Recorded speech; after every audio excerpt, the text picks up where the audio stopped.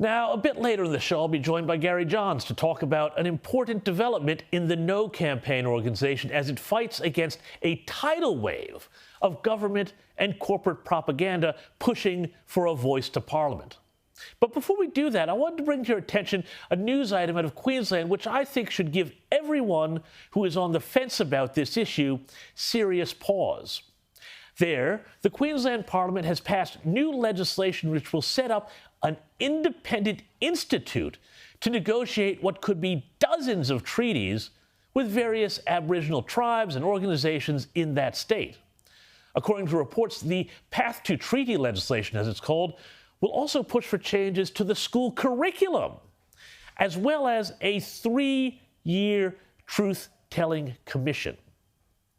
What will all this mean in practice? Well, don't need to tell you that changes to the school curriculum is almost certainly a code word for teaching your children and grandchildren to feel even more ashamed of Australia than the current curriculum already does. And we know that a truth-telling commission means that the government will be paying to publicly pick over historic wounds, to create a sense of generational and ancestral guilt and grievance, not to bring us together, but to make non-Indigenous Australians feel uncomfortable about the modern and successful multicultural Australia we all share, whether or not we have Aboriginal ancestry.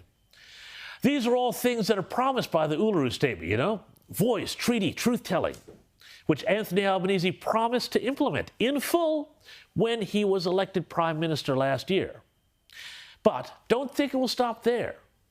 In Victoria, where the treaty process is further advanced, thanks to help from, yes, well done, the State Liberal Party, a number of other measures are under discussion. According to this analysis published in February, this Victorian treaty could lead to, quote, improving political representation, such as reserving seats for Indigenous people in the state parliament, which is similar to the rules in New Zealand, unquote. Really? This is the future we want for Australia?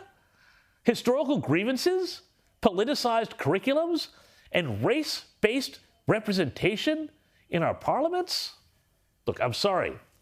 I know the PM has said the voice is just a polite request to make sure Indigenous voices are heard. It sounds great, but we are already seeing what that could look like in practice. It's a hard no from me.